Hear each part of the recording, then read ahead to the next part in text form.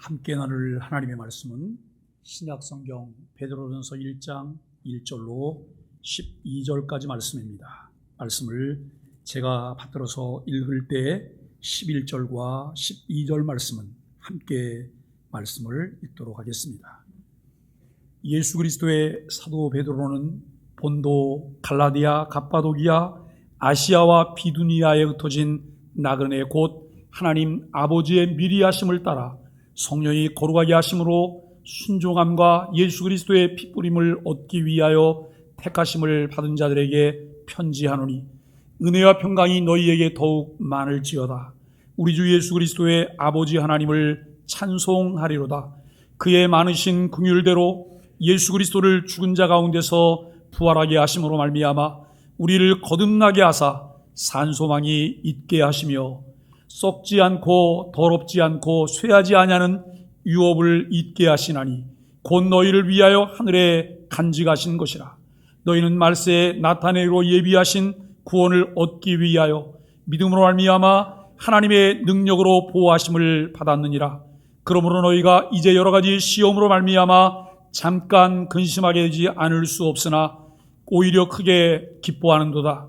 너희 믿음의 확실함은 불로 연단하여도 없어질 금보다 더 귀하여 예수 그리스도께서 나타나실 때 칭찬과 영광과 존귀를 얻게 할 것이니라.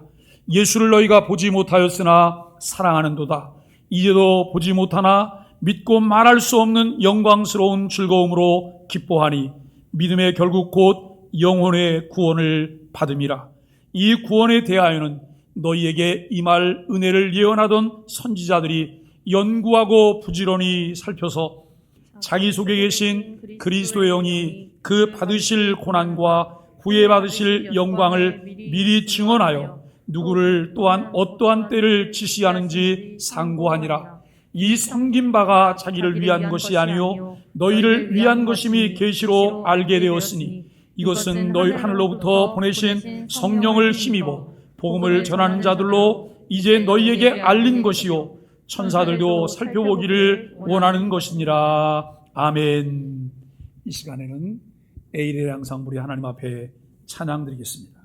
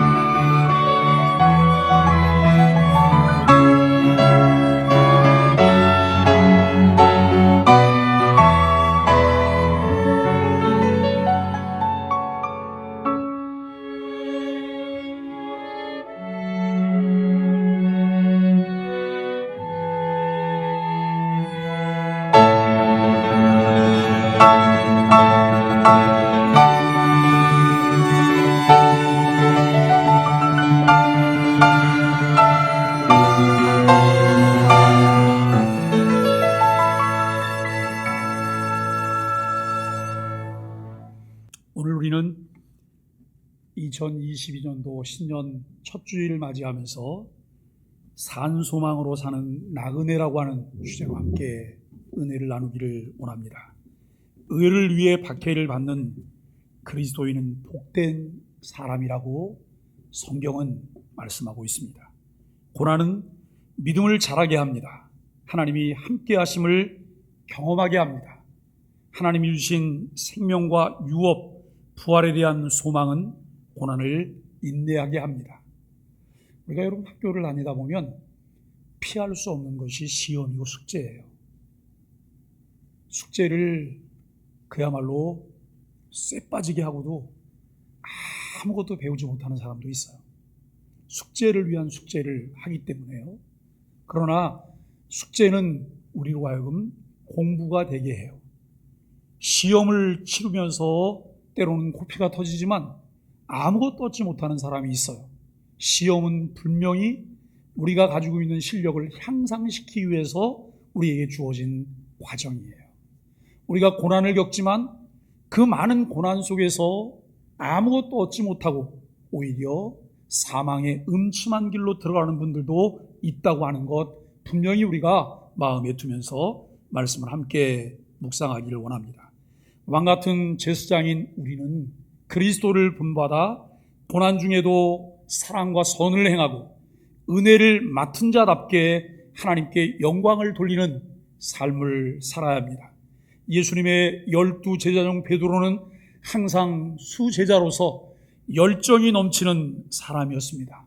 그러나 예수님의 십자가 고난을 앞에 두고 예수님을 3번이나 부인했던 쓰라린 흔적이 베드로에게는 있습니다.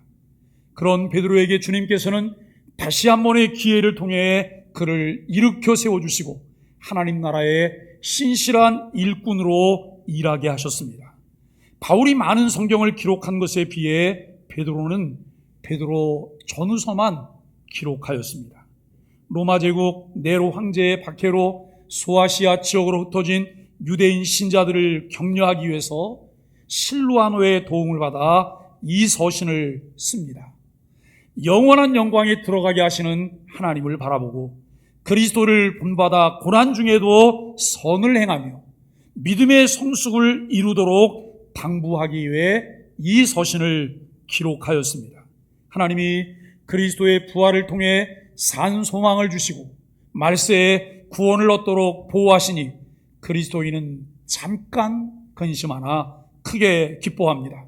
이 구원은 그리스도의 영이 내주한 선지자들이 부지런히 살피고 성령을 힘입은 복음 전도자들이 전한 내용입니다. 디아스포라라는 말은 주전 587년 바벨론 포로 이후 각지에 흩어진 유대인들을 이루는 일반적인 용어였습니다. 그런데 베드로는 이방인 그리스도인들을 흩어진 나그네라고 부릅니다.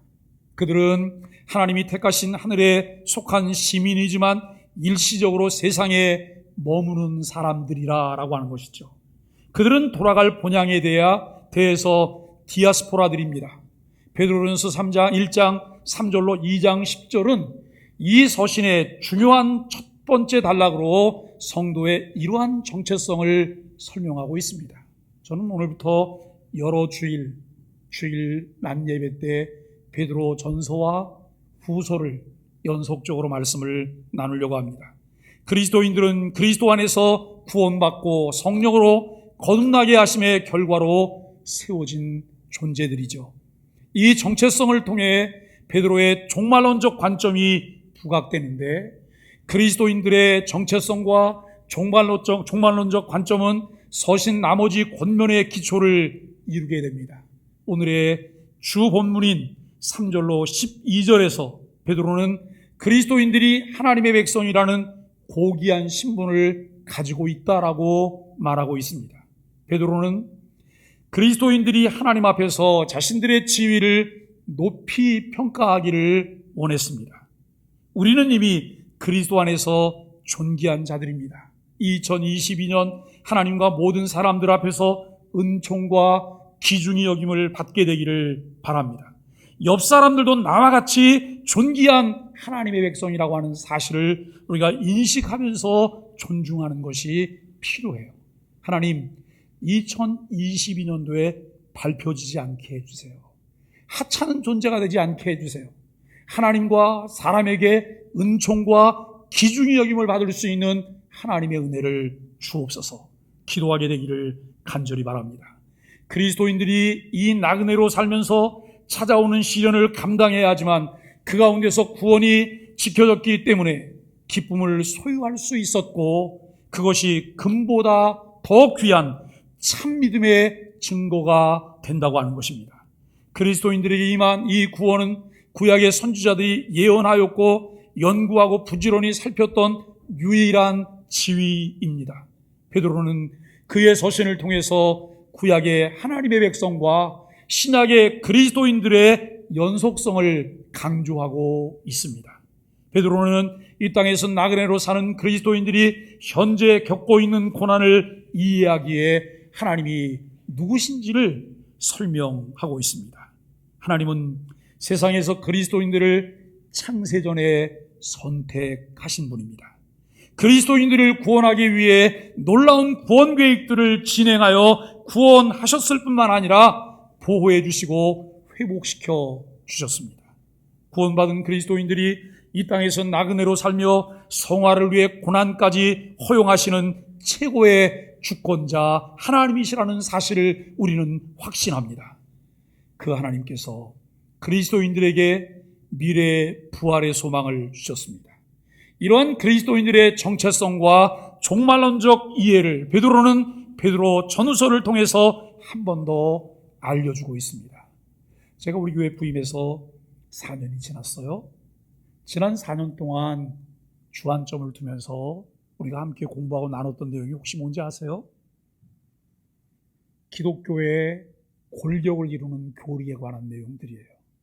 소요리 문답, 하이델베르그, 여러분 이 문답, 이런 것들을 계속해서 4년 동안 반복하면서 함께 나눴어요. 그래서 눈을 감으면 여러분 우리가 천지창조부터 마지막 종말까지, 그리고 그 후의 세계까지 눈을 그리면 그 윤곽들이 그려질 정도로 우리는 나눴어요. 어떤 분 언제 그런 걸 했어? 우리는 그거를 했어요. 그것도 꾸준히 차분히 순서적으로 그 일을 계속했어요. 그래서 여러분 이제 2022년도에는 그 기초 위에 성경을 통해 좀 더 풍성한 삶에 관한 내용들을 나누려고 해요. 골격을 만들고 여러분 뼈를 세우는 일들은 때로는 피곤한 일이에요. 곤고한 일이에요. 지루한 일이에요. 그런데 거기에 이제 살을 덧입히면서 풍성함을 나누는 것은 즐거움도 있어요. 기쁨도 있어요. 그와 같은 것들 우리가 함께 나누게 되기를 원합니다. 우리는 새해를 맞아서 베드로전서를 연속해서 묵상하려고 하는데 부분적으로 알고 있던 것을 연속성을 갖고 한 부분을 완성하며 이해하고 우리들의 신앙생활이 더 성숙해지는 그런 계기가 될 수 있기를 바랍니다. 고난과 박해가 극심하던 그 시대의 베드로는 소아시아 지역에 흩어져 있는 나그네들에게 편지를 보내며 오히려 크게 기뻐하라고 권면합니다. 왜 그렇게 살아야 하고 어떻게 그렇게 사는 것이 가능할까요? 1절로 7절까지 말씀에서는 산소망과 유업 때문이라 그래요. 당시 그리스도인들은 그리스도를 믿는 것 때문에 박해를 받았고 그로 인해 하루하루 견디며 사는 것이 고통이었습니다. 여러 가지 시험이나 박해를 잠깐 이제 근심하며 생활할 수 있지만 오히려 크게 기뻐해야 한다라고 권면하고 있습니다. 고난 중에도 기뻐할 수 있는 이유가 있을까요? 그 이유는 3절에서 산소망이 있기 때문이라고 말합니다. 4절은 유업 때문이라고 말합니다. 여러분 산소망이 뭐예요? 제가 어릴 때 어느 날 길을 가는데 이렇게 써붙여 있더라고요. 뭐라고 써붙여 있는데 산 오징어 팝니다 그래요. 근데 여러분, 저는 산 오징어가 아니고 산 오징어인 줄 알았어요. 오징어가 산에 살아? 산에서 무슨 오징어가 나오지? 북한에 관한 소개가 나올 때 북한의 어떤 분이 이런 말을 했어요. 묘양산에 수영하고 간다 그랬더니 우리 한국에서 난리가 났어요. 저런 무식한 것들이 다 있나? 수영은 바다나 풀장으로 가는 것이지 무슨 산으로 수영하러 가는, 묘양산에도 수영하는 데가 있나 보죠. 산에 가서 수영하는 게 아니고 물에서 수영하는 거예요. 저는 산 오징어 그래서 산에서 사는 오징어인 줄 알았죠. 처음에 제가 그렇게 무식해요. 근데 여러분, 그게 아니고 살아있는 오징어라는 거예요. 왜 제가 이 말씀을 드리냐면, 산소망을 말할 때 살아있는 소망이라는 거예요. 생명력 있는 소망이라는 거예요. 지금도 움직이는 소망이라는 거예요. 그 소망을 우리에게 말씀하고 있어요. 산소망은 그리스도인이 장차 누리게 될 천국 백성에 대한 소망입니다. 그리스도인들은 그 소망으로 하루하루를 살아갑니다. 이 소망이 살아서 활력 있게 움직이는 능동적 소망입니다. 여러분, 교회 생활을 해요. 신앙생활을 내가 하고 있어요. 내가 내 신앙과 삶이 요즘 지루해요. 하늘 양 없이 지루하고 게으르고 매너리즘에 빠져서 이거를 계속 해야 될까 말아야 될까, 그야말로 무기력하기 짝이 없어요. 무엇을 점검해야 될까요? 이 산소망을 점검해야 되는 거예요. 내게 소망이 있나? 소망이 있다면 그 소망이 죽은 소망인가 산소망인가, 그 문자 속에만 있는 소망인가, 이것을 살펴야 되는 거예요. 내 삶 속에 능동적으로 역사하고 있는 살아있는 생명력 있는 소망이 있음을 확인하면서 우리가 그렇게 살아가야 합니다. 소망 자체가 움직입니다. 성경은 무수히 많은 하나님의 약속들과 그때가 되었을 때 그 약속이 성취되는 기록들로 가득 차 있습니다. 살아있는 소망의 약속이 그리스도인들의 삶을 힘들게 하는 것을 이기게 합니다. 박해를 초월해 하늘의 영광스러운 삶을 가슴에 품게 합니다. 산소망과 함께 언급된 유언은 우리가 율법을 지키고 노력해 얻어내는 것이 아니라라고 하는 거예요. 내가 노력해서 얻는 것이 아니라는 거예요. 산소망도 마찬가지예요. 유업도 마찬가지예요. 유업이라고 하는 클레로로미아라고 하는 말은 기업, 유산, 소유를 의미하는 클레로로모스에서 유래된 것으로 부모에게 물려받은 유산을 말해요. 여러분, 부모에게 물려받는 유산은 내가 노력해서 얻은 건가요? 아니잖아요. 내가 수고해서 얻은 것인가요? 아니에요. 그것은 내게 주어지는 선물인 거예요. 부모님을 통해서 상속되는 선물이에요. 산소망도 유업도 하나님께서 우리에게 주시는 이 선물입니다. 그리스도인들이 받게 되는 하늘의 유업은 스스로 노력하고 일해 얻어내는 것이 아니라 택하심을 받은 하나님의 자녀들에게 자연스럽게 주어지는 거예요. 요한복음 1장 12절에 보면 이렇게 말씀해요. 영접하는 자, 곧 그 이름을 믿는 자들에게는 하나님의 자녀가 되는 권세를 주셨으니. 그 권세가 뭐예요? 산소망을 누릴 수 있는 자격이에요. 유업을 누릴 수 있는 자격이에요. 그것이 우리에게 주어진 권세예요. 택하심을 받은 하나님의 자녀에게 자연스럽게 주어지는 것이죠. 그래서 이 유업은 썩지 않고 쇠하지 않는 영원한 기업입니다. 지금도 믿음으로 살고자 하는 사람들에게는 크고 작은 고난이 있습니다. 그러나 살아 움직이는 산소망을 품고 그 소망을 갖고 살아갈 수 있기 때문에 하늘 유업을 바라보며 살아갑니다.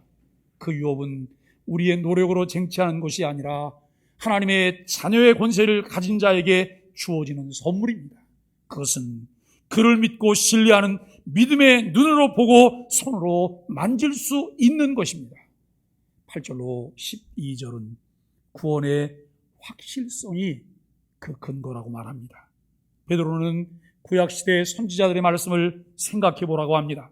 구약의 선지자들은 장차 오실 메시아에 대한 예언을 하며 메시아이신 예수님의 고난과 부활의 영광을 예언하였습니다. 그들은 말씀을 부지런히 연구하며 살피는 자들이었습니다. 그러면서도 자신들 속에 있는 그리스도의 영으로 증언했습니다. 선지자들이 개인적으로 말씀을 연구하기도 했지만 그 모든 것이 그리스도의 영으로 증언되었다라고 말하고 있습니다. 구약의 선지자들의 예언은 그대로 성취되었습니다. 예수님이 오셨고 고난과 부활의 영광을 통해 구원의 문을 활짝 여셨습니다. 누구든지 그분을 믿는 사람들은 구원을 받습니다. 소아시아 그리스도인들은 우리와 마찬가지로 예수님을 직접 보지 못했습니다. 그러나 예수님을 사랑합니다. 그분을 믿습니다. 여러분, 예수님이 십자가에 못 박혀 죽으시고 부활하신 후에 제자들이 있는 그곳에 찾아오셨습니다. 제자들은 마음속에 말할 수 없는 감동을 경험하게 됩니다. 그러나 그 자리에 함께 있지 않았던 디두모라고 하는 도마는 예수님 부활하신 사실을 믿지 않습니다. 예수님이 오셨다는 사실도 믿지 않습니다. 내가 예수님의 손바닥에 못자국을 보고 옆구리 창자국에 내 손을 넣어보기 전에는 나는 믿지 않겠다라고 말합니다. 여드레를 지나서 예수님이 디두모라고 하는 도마가 그곳에 함께 있을 때 거기 다시 찾아오십니다. 여러분, 도마는 그 예수님을 본 것만으로도 그 감동해요. 예수님이 이렇게 말을 해요. 도마야, 이리 와라. 이리 와서 내 손바닥에 못자국을 봐라. 그리고 옆구리 창자국에 손을 넣어봐라. 그리고 믿음 없는 자가 되지 말고 믿는 자가 되라. 여러분, 도마는 그 말을 듣고 난 다음에 도마의 입을 통해서 이렇게 고백합니다. 나의 주시며 나의 하나님이십니다. 나의 주시며 나의 하나님이십니다. 예수님께서 도마야, 내가 나를 본 거로 믿느냐? 보지 않고 믿는 자가 더 복되도다. 사랑하는 여러분, 여러분은 예수님을 어떻게 믿습니까? 예수님을 어떻게 믿게 되셨습니까? 예수님을 직접 만나보셨습니까? 꿈에서 만나셨나요? 환상에서 보셨나요? 아니면 길거리에서 만났기 때문에 예수님을 믿고 계신가요? 아니요. 말씀을 통해서 그분을 만났어요. 말씀을 통해서 우리는 그분을 믿어요.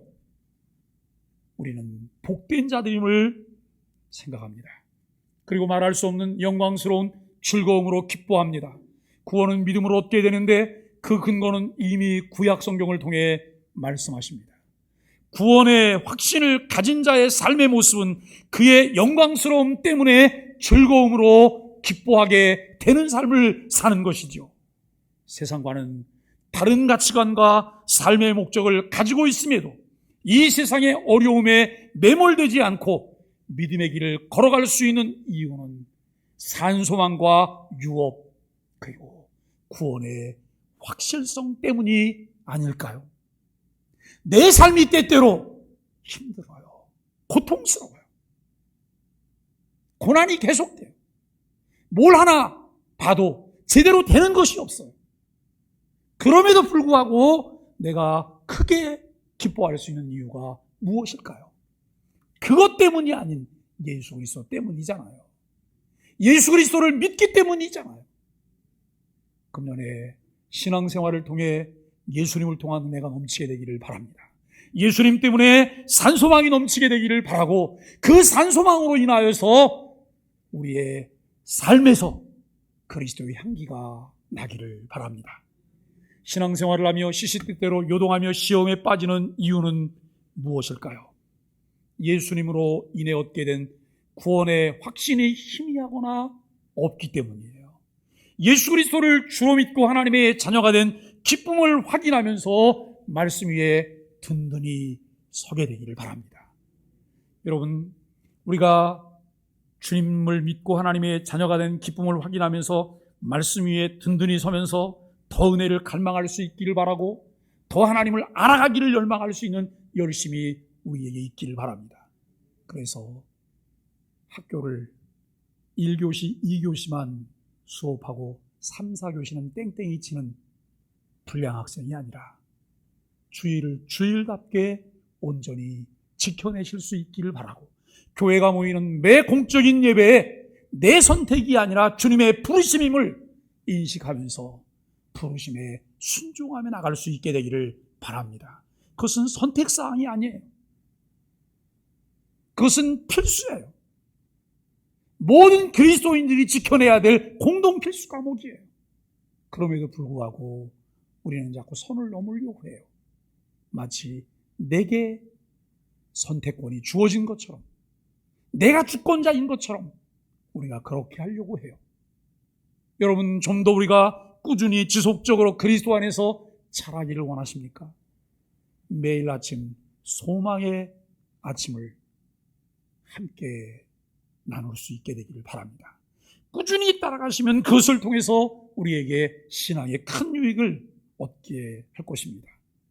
그것 때문에 우리의 심령 깊은 곳에서 일어나는 예수님을 사랑하는 마음으로 기뻐하며 신앙과 삶을 바꾸어 갑시다. 사랑하는 소망의 가족 여러분, 새해를 맞이한다는 것은 우리에게 자연스러운 새로운 마음가짐을 갖게 합니다. 우리의 신앙과 삶을 점검해 봅시다. 지금까지와 같은 신앙생활을 반복해도 괜찮을는지, 아니면 전면 재수정해야 할지를 살펴보아야 합니다.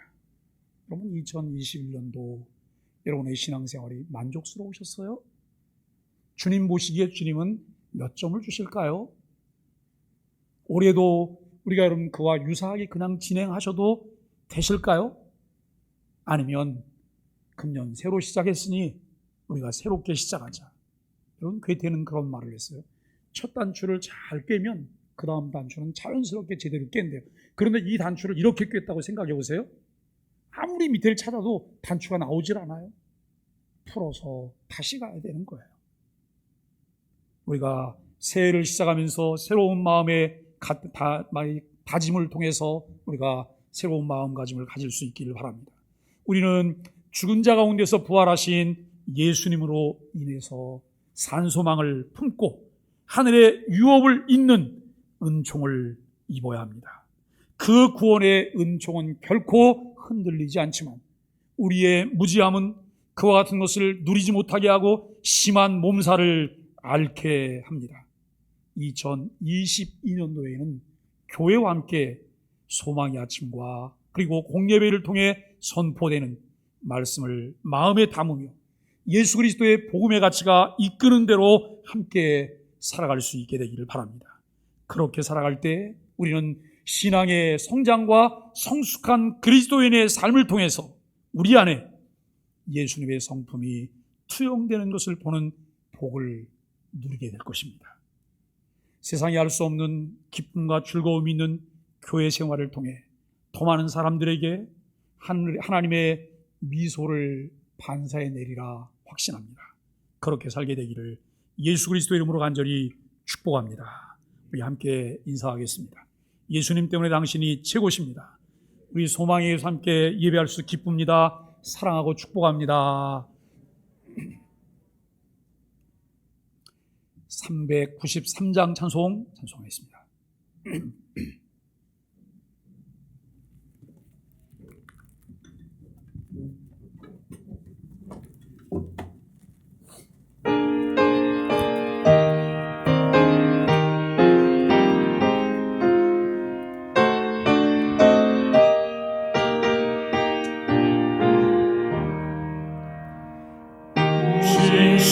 신실하신 주 내 아버지여 늘 함께 계시니 두려움없네.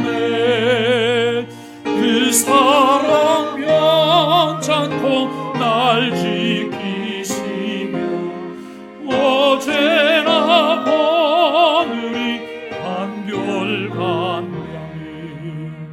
오 신실하신 주 오 신실하신 주 날마다 자비를 베푸시며 일용할 모든 것 내려주시니 오 신실하신 주 나의 구주 봄철과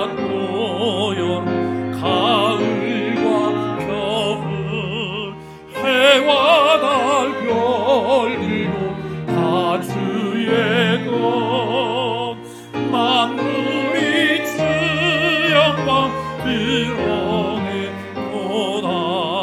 신실한 주 사랑 나타내네.